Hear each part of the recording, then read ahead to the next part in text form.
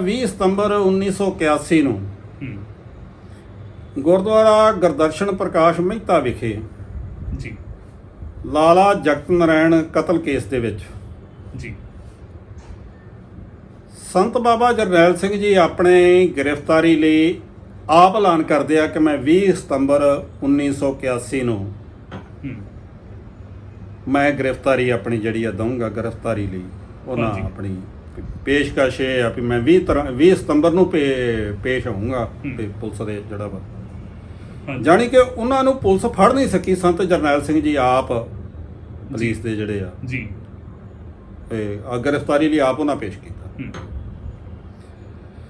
ਉਨੀ ਦਿਨੀ ਹੁਣ ਸੰਤ ਜੇਲ੍ਹ 'ਚ ਚਲੇ ਜਾਂਦੇ ਆ, ਫਿਰੋਜ਼ਪੁਰ ਜੇਲ੍ਹ ਫਿਰੋਜ਼ਪੁਰ ਜੇਲ੍ਹ 'ਚ।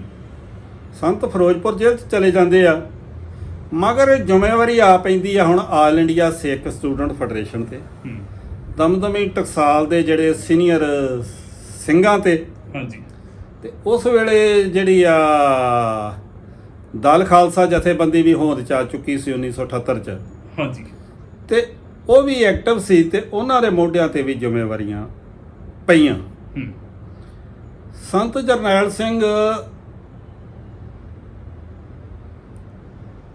ਜਦੋਂ ਗ੍ਰਿਫਤਾਰੀ ਦਾ ਐਲਾਨ ਕਰਦੇ ਆ ਤੇ ਗ੍ਰਿਫਤਾਰੀ ਤੋਂ ਬਾਅਦ ਜਿਹੜੇ ਸਿੱਖ ਪੰਥ ਦੀਆਂ ਮਾਇਆਨਾਜ ਹਸਤੀਆਂ ਨੇ, ਫੈਡਰੇਸ਼ਨ ਦੀਆਂ ਹਸਤੀਆਂ ਨੇ ਜਿਹੜੀਆਂ ਉਸ ਵੇਲੇ, ਦਲ ਖਾਲਸਾ ਦੀਆਂ ਹਸਤੀਆਂ ਨੇ, ਦਮਦਮੀ ਟਕਸਾਲ ਦੇ ਸਿੰਘ ਜਿਹੜੇ ਅੰਦਰ ਸੀ ਤੇ ਜਿਹੜੇ ਬਾਹਰ ਸੀ, ਉਹ ਵੀ ਆਣ ਕੇ ਸੰਤ ਜਰਨੈਲ ਸਿੰਘ ਜੀ ਨੂੰ ਮਿਲਦੇ ਆ। ਜੀ ਮਿਲਦੇ ਆ ਤਾਂ ਕਹਿੰਦੇ ਸੰਤ ਜੀ ਤੁਸੀਂ ਆਪਣੇ ਆਪ ਨੂੰ ਗ੍ਰਿਫਤਾਰੀ ਲਈ ਜਿਹੜਾ ਵਾ ਪੇਸ਼ ਨਾ ਕਰੋ।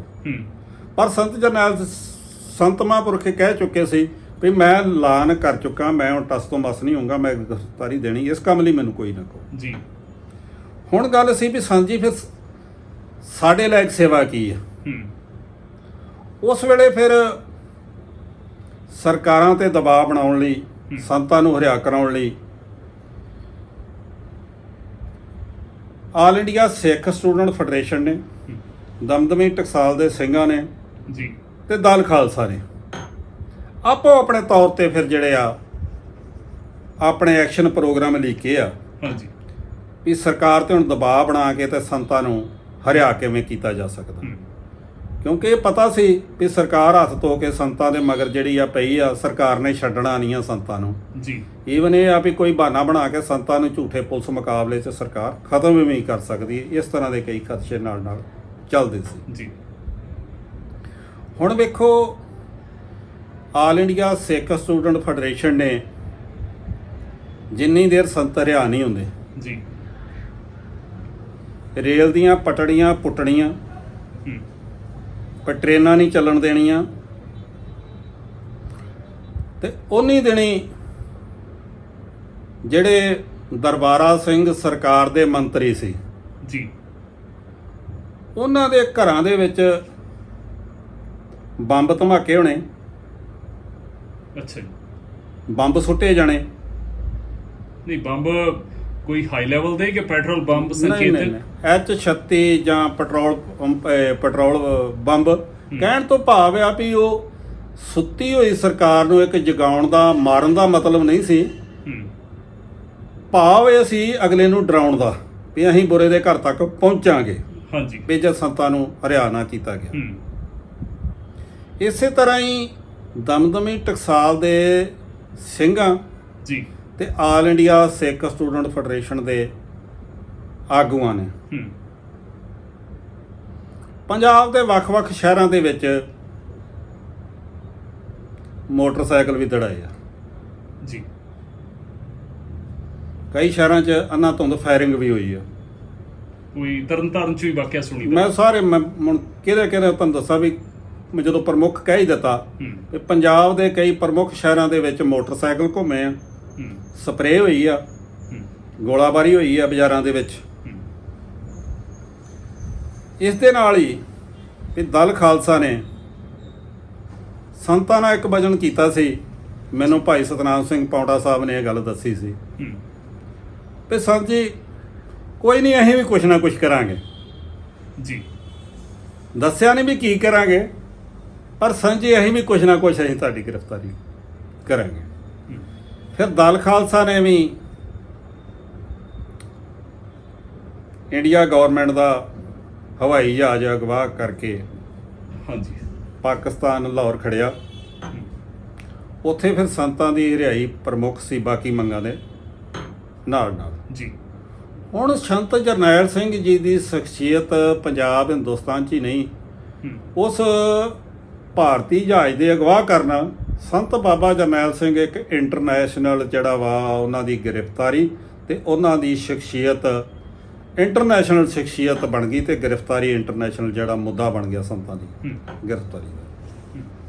ਜਦੋਂ ਚਾਰ ਚੁਫੇਰਿਓਂ ਸਰਕਾਰ ਤੇ ਦਬਾਅ ਪਿਆ, ਪੰਜਾਬ 'ਚ ਅੱਗ ਲੱਗ ਗਈ ਤੇ ਇੰਦਰਾ ਗਾਂਧੀ ਦੇ ਸਲਾਹਕਾਰਾਂ ਨੇ ਵੀ ਸਲਾਹ ਦਿੱਤੀ ਵੀ ਇਸ ਤਰ੍ਹਾਂ ਦੇ ਜਿਹੜੇ ਆ ਪੰਜਾਬ ਦੇ ਹਾਲਾਤ ਜਿਹੜੇ ਆ ਬਹੁਤ ਜਿਹੜੇ ਆ ਖਰਾਬ ਹੋ ਜਾਣਗੇ। ਮੈਂ ਗੱਲ ਨੂੰ ਸੰਖੇਪ ਕਰਾਂ ਤੇ ਉਸ ਵੇਲੇ ਜਿਹੜਾ ਵਾ ਗਿਆਨੀ ਜੈਲ ਸਿੰਘ ਗ੍ਰਹਿ ਮੰਤਰੀ ਸੀ, ਉਹਨੂੰ ਲੋਕ ਸਭਾ ਦੇ ਵਿੱਚ ਇਹ ਐਲਾਨ ਕਰਨਾ ਪਿਆ ਕਿ ਭਾਰਤ ਸਰਕਾਰ ਨੂੰ ਸੰਤ ਭਿੰਡਰਾਂ ਵਾਲਿਆਂ ਦੀ ਗ੍ਰਿਫਤਾਰੀ ਵਿਰੁੱਧ ਲਾਲਾ ਜਗਤ ਨਾਰਾਇਣ ਕਤਲ ਕੇਸ ਦੇ ਵਿੱਚ ਸਾਨੂੰ ਕੋਈ ਸਬੂਤ ਨਹੀਂ ਮਿਲਿਆ, ਇਸ ਕਰਕੇ ਅਸੀਂ ਸੰਤਾਂ ਨੂੰ ਜਿਹੜਾ ਵਾ ਹਰਿਆ ਕਰਨ ਦਾ ਜਿਹੜਾ ਵਾ ਐਲਾਨ ਕਰਦੇ ਹਾਂ ਜੀ।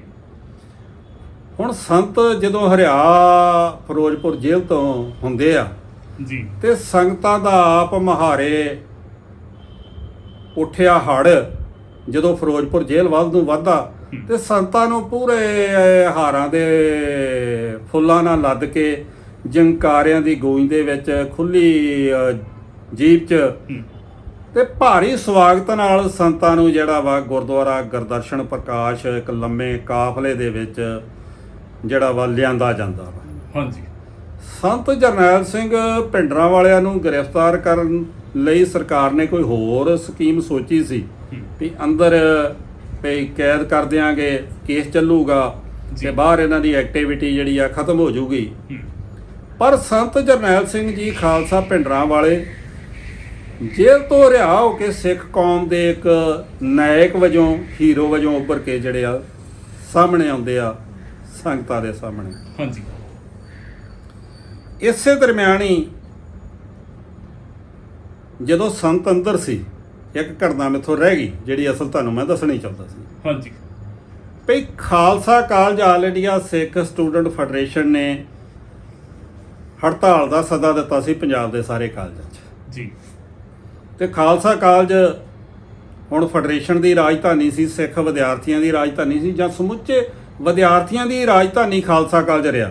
ਵਿਦਿਆਰਥੀਆਂ ਦੀ ਕੋਈ ਐਜੀਟੇਸ਼ਨ ਉਹ ਖਾਲਸਾ ਕਾਲਜੋਂ ਪੰਜਾਬ ਦੀ ਜਿਹੜੀ ਆ ਨਿਕਲਦੀ ਰਹੀ ਆ ਤੇ ਇਹ ਲੀਡ ਲੈਂਦਾ ਰਿਹਾ ਖਾਲਸਾ ਕਾਲਜ। ਕੇਂਦਰੀ ਥਾਂ। ਉਸ ਵੇਲੇ ਆਲ ਇੰਡੀਆ ਸਿੱਖ ਸਟੂਡੈਂਟ ਫੈਡਰੇਸ਼ਨ ਨੇ ਸੰਤਾਂ ਦੀ ਗ੍ਰਿਫਤਾਰੀ ਨੂੰ ਲੈ ਕੇ ਗੁੱਸੇ 'ਚ ਖਾਲਸਾ ਕਾਲਜ ਦੇ ਗੇਟ ਤੇ ਬਾਹਰ ਬੱਸਾਂ ਸਾੜੀਆਂ, ਰੋਡਵੇਜ਼ ਦੀਆਂ ਬੱਸਾਂ ਸਾੜੀਆਂ। ਉਸ ਵੇਲੇ ਨਿਗਮ ਦੀਆਂ ਵੀ ਬੱਸਾਂ ਹੁੰਦੀਆਂ ਸੀ ਤੇ ਰੋਡਵੇਜ਼ ਦੀਆਂ ਵੀ ਬੱਸਾਂ ਹੁੰਦੀਆਂ ਸੀ ਜੀ। ਇਹ ਦੋਵੇਂ ਬੱਸਾਂ ਜਿਹੜੀਆਂ ਨੇ ਸਾੜੀਆਂ। ਜਦੋਂ ਸਾੜੀਆਂ ਤੇ ਸੁਭਾਵਿਕ ਤੌਰ ਤੇ ਪੁਲਿਸ ਨੇ ਆਉਣਾ ਹੀ ਆਉਣਾ ਸੀ। ਉਹਨਾਂ ਨੇ ਫਿਰ ਜਦੋਂ ਬੱਸਾਂ ਸਾੜੀਆਂ, ਖਾਲਸਾ ਕਾਲਜ ਤੇ ਬਹੁਤ ਵੱਡੀ ਰੈਲੀ ਹੋਈ, ਸੰਤਾਂ ਦੀ ਰਿਹਾਈ ਲਈ ਬੜੀ ਵੱਡੀ ਮੰਗ ਰੱਖੀ ਗਈ, ਜਜ਼ਬਾਤੀ ਤਿੱਖੇ ਭਾਸ਼ਣ ਹੋਏ ਫੈਡਰੇਸ਼ਨ ਆਗੂਆਂ ਦੇ ਜੀ। ਉਦੋਂ ਬਾਅਦ ਜਦੋਂ ਪੁਲਿਸ ਆਉਂਦੀ ਆ ਤੇ ਵਿਦਿਆਰਥੀ ਭੱਜ ਕੇ ਖਾਲਸਾ ਕਾਲਜ ਹੀ ਜਾਣਾ ਸੀ, ਖਾਲਸਾ ਕਾਲਜ ਫਿਰ ਹੋਸਟਲਾਂ 'ਚ ਜਾਣਾ ਸੀ। ਮੈਂ ਜਾਣਨਾ ਚਾਹੁੰਦਾ ਤੁਸੀਂ ਉੱਥੇ ਸ਼ਾਮਲ ਸੋ? ਅਸੀਂ ਸ਼ਾਮਲ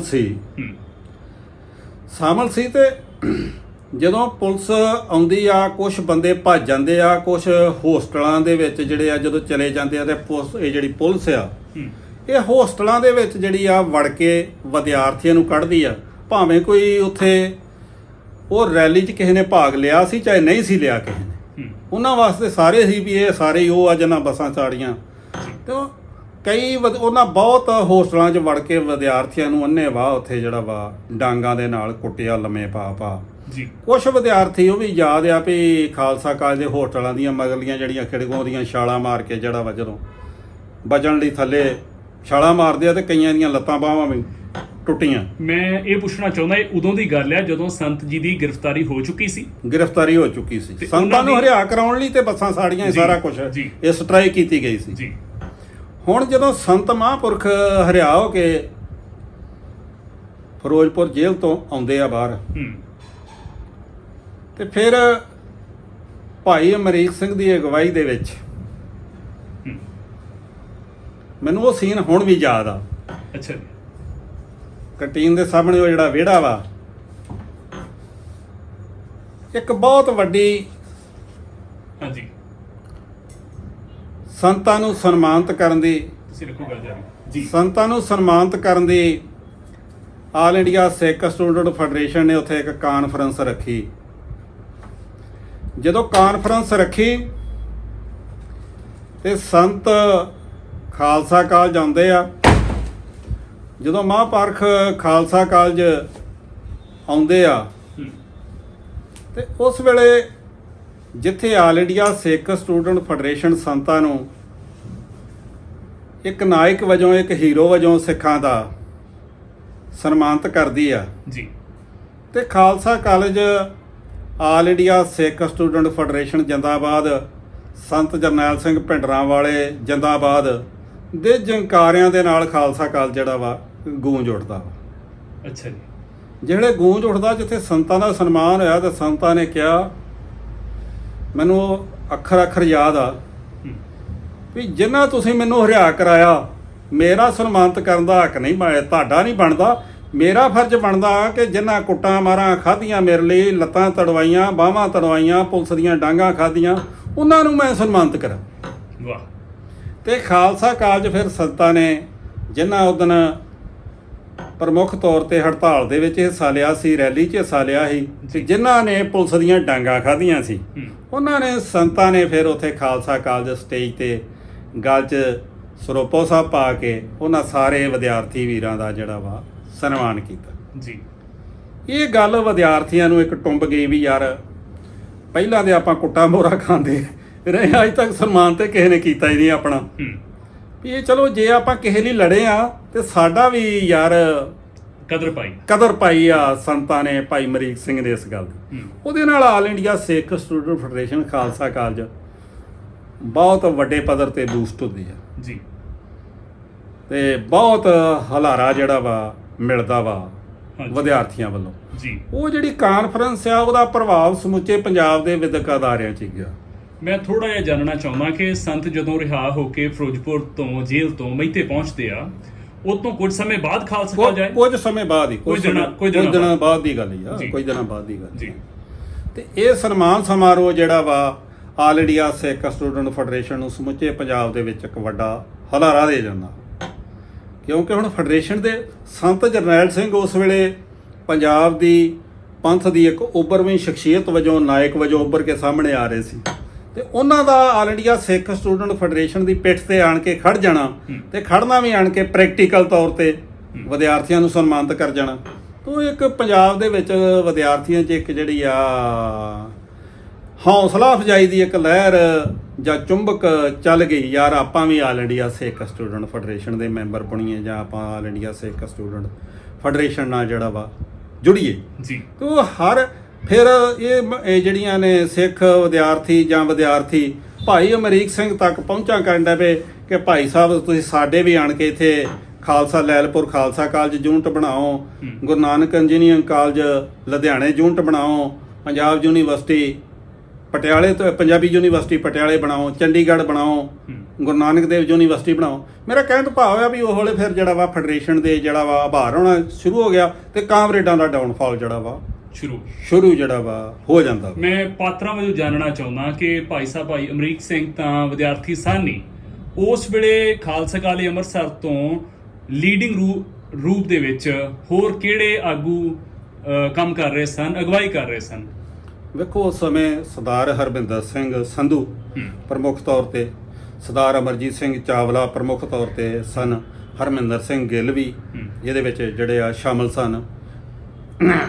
ਜਿਵੇਂ ਉਹ ਬਾਅਦ ਦੇ ਵਿੱਚ ਜਿਹੜਾ ਵਾ ਪ੍ਰੋਫੈਸਰ ਗੁਰਵਿੰਦਰ ਸਿੰਘ ਮਾਮਣਕੇ ਦਾ ਵੀ ਨਾਂ ਜ਼ਿਕਰ ਆ ਵੀ ਉਹ ਵੀ ਖਾਲਸਾ ਕਾਲਜ ਬਹੁਤ ਜ਼ਿਆਦਾ ਐਕਟਿਵ ਰਹੇ ਆ ਜੀ। ਤੇ ਇਸੇ ਤਰ੍ਹਾਂ ਯੂਨੀਵਰਸਿਟੀ ਦੇ ਵਿੱਚ ਵੀ ਜਿਹੜਾ ਵਾ ਸਾਰੇ ਜਿਹੜੇ ਆ, ਜਾਣੀ ਕਿ ਉਸ ਵੇਲੇ ਇੱਕ ਸ਼ੁਰੂਆਤ ਸੀ ਹਾਲੇ ਜਿਹੜੀ ਆ, ਮੁੜ ਕੇ ਤੇ ਜਿਹੜਾ ਵਾ ਫੈਡਰੇਸ਼ਨ ਦੇ ਹਰ ਥਾਂ ਯੂਨਿਟ